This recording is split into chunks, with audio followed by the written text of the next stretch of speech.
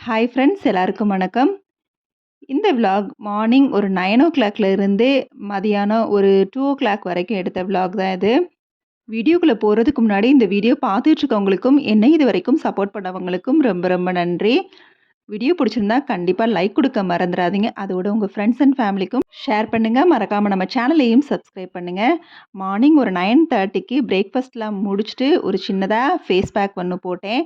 எப்பவுமே face pack போடுறதுக்கு முன்னாடி ஸ்க்ரப்பரா ஜீனி இல்லன்னா லெமன வந்து லைட்டா வந்து ஸ்க்ரப் பண்ணிட்டு ஃபேஸ்ல, அப்புறம் வந்து வாஷ் பண்ணிட்டு தான் நான் வந்து ஃபேஸ் பேக் அப்ளை பண்ணுவேன். பாத் பவுடர் தான் வந்து ஃபேஸ் பேக்கா அப்ளை பண்ணியிருக்கிறேன். 20 மினிட்ஸ்க்கு அப்புறம் குளிச்சுட்டு வந்து விளக்கெல்லாம் விளக்க வேண்டியது வேலை இருந்துச்சு. ஸோ அதையும் வந்து விளக்கி முடிச்சாச்சு. ஸோ பூஜா டேக்கு வந்து மறுநாள் இன்னைக்கு வந்து சிக்கன் வந்து எடுத்ததுனால ஃபஸ்ட்டு வந்து பூஜா வேலையெல்லாம் ஃபஸ்ட்டு முடிச்சுருவோங்கிற மாதிரி அந்த வேலையை தான் நான் வந்து ஃபஸ்ட்டு பார்த்தேன். பூஜா வேலைகளை வந்து முடிச்சு வச்சுட்டா, அடுத்து சிக்கன் வந்து நைட்டு வரைக்கும் இருந்தா கூட நம்ம வந்து மேனேஜ் பண்ணிக்கலாம்.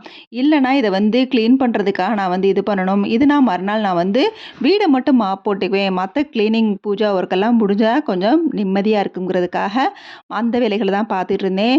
பூஜா வெசல்ஸ கிளீன் பண்றது, பூஜா ரூம்ல வந்து கோலம்லாம் வந்து மாத்தி போட வேண்டியது இருந்துச்சு. ஸோ அதையும் வந்து கையோட பார்த்துரலான்னு சொல்லிட்டு, அதுக்கப்புறமா சமையல் வேலைய ஸ்டார்ட் பண்ணலான்னு சொல்லி ஒரு 10:00 மேல இந்த வேலைய தான் பார்த்துட்டு இருந்தேன் மார்னிங்.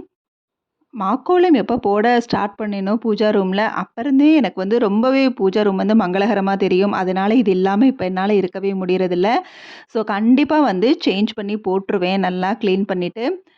ஸோ இன்னைக்கு கொஞ்சம் அந்த மாவு வந்து தண்ணியாயிருச்சு. சரி பரவால்ல வந்து ஊற வச்சது வந்து வேஸ்ட் பண்ண வேணான்னு சொல்லி நான் வந்து அத வந்து போட்டுட்டேன். எப்படியும் வந்து ஒரு 10 டேஸ்ல அத வந்து திருப்பி வந்து சேஞ்ச் பண்ணிருவேன். ஸோ கிளீனிங் வேலைய முடிச்சுட்டு, பூஜா கிளீனிங் வேலைய முடிச்சுட்டு, இன்னைக்கு டீ, காஃபி எதுவும் குடிக்கல. அதுக்கு நவாப்பழம் இருந்துச்சு. அதுக்கு பதிலா அத வந்து சாப்பிட்டாச்சு. ரொம்ப ரொம்ப பிடிக்கும். சீசனல் ஃப்ரூட்ஸ எப்பயுமே வந்து அவாய்ட் பண்ண வேணாம். கிடைக்கிறப்பயே வந்து சாப்பிட்றணும். ஸோ நவாப்பழம் சாப்பிட்டு முடிச்சுட்டு, அப்புறம் வந்து ராகி வந்து ஊற வச்சிருந்தேன். ராகி தோசைக்காக. 1 கப் ராகிக்கு 1/2 கப் இட்லி அரிசி, கொஞ்சமா உளுந்தும், வெந்தயம் சேர்த்து ஊற வச்சிருந்தேன். ஸோ அத வந்து அரைச்சு வச்சுட்டோம்னா, நைட்டு வந்து தோசை ஊத்திக்கலாம் ராகி தோசை. அப்படி இல்லன்னா மார்னிங் கூட வந்து அரைச்சுக்கலாங்கிறதுக்காக ஊற வச்சத ஃபஸ்ட்டு வந்து அரைச்சு வச்சுட்டேன். இது நைட்டு வந்து புளிச்சு நம்ம உள்ள எடுத்து வைக்கிறதுக்கு கரெக்ட்டா இருக்குங்கிறதுக்காக ஒரு 10:30 போல இத வந்து அரைச்சு வச்சுட்டேன். சிறுதானிய மாவு அரைக்கிறப்பலாம் இந்த மாரி மெனக்கெடுத்து வந்து ஒரு நாள் வந்து ஒதுக்கி அரைக்கணுங்கிறது இல்ல. இந்த மாரி ஊற வச்சுட்டு, மறுநாள் இந்த மிக்ஸர் ஜார்ல அரைச்சு வச்சுட்டாலே போதும். தோசைக்கு நல்லாருக்கும். இதே இது இட்லிக்குனா தான் நம்ம வந்து கிரைண்டர்ல வந்து அரைக்க வேண்டியது இருக்கும். தோசைக்குனா இந்த மாரி மிக்ஸர் ஜார்ல அரைச்சாலே போதும். ஸோ மாவ ரெடி பண்ணி வச்சு கரைச்சு வச்சுட்டேன். நைட்டு புளிச்சு வந்துரும். லஞ்சுக்கு சிக்கன் கிரேவி தான் ரெடி பண்ணுறேன். செம்மையா இருக்கும். பெப்பர் சிக்கன் கிரேவி ஸ்டைல்ல தான்.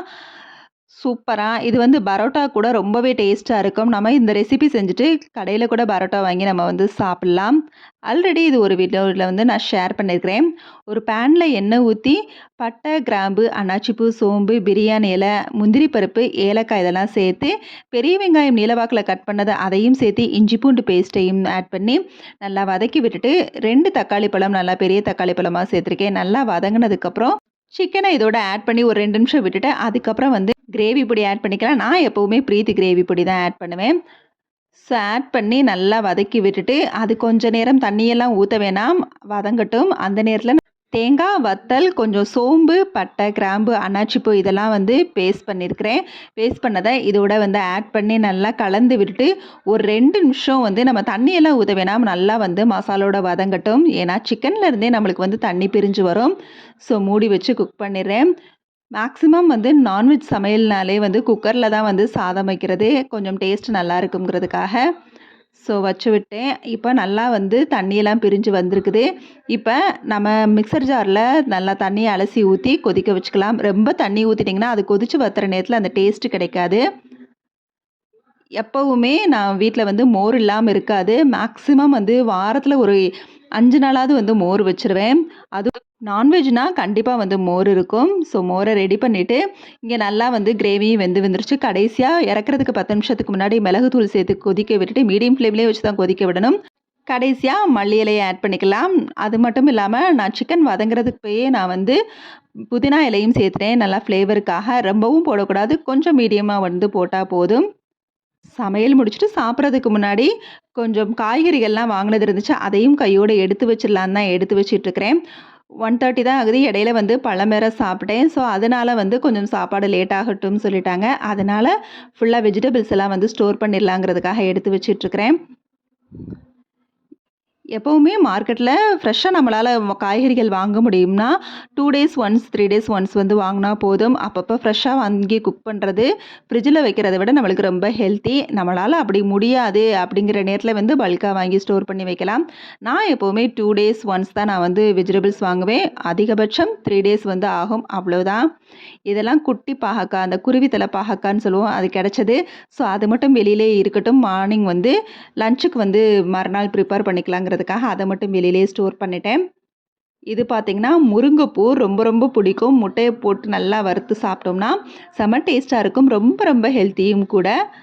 முருங்கை இலையை நம்ம வந்து எப்படி வந்து அவாய்ட் பண்ணக்கூடாதோ அதே மாதிரி அதோட பூவையும் வந்து வேஸ்ட் பண்ணக்கூடாது.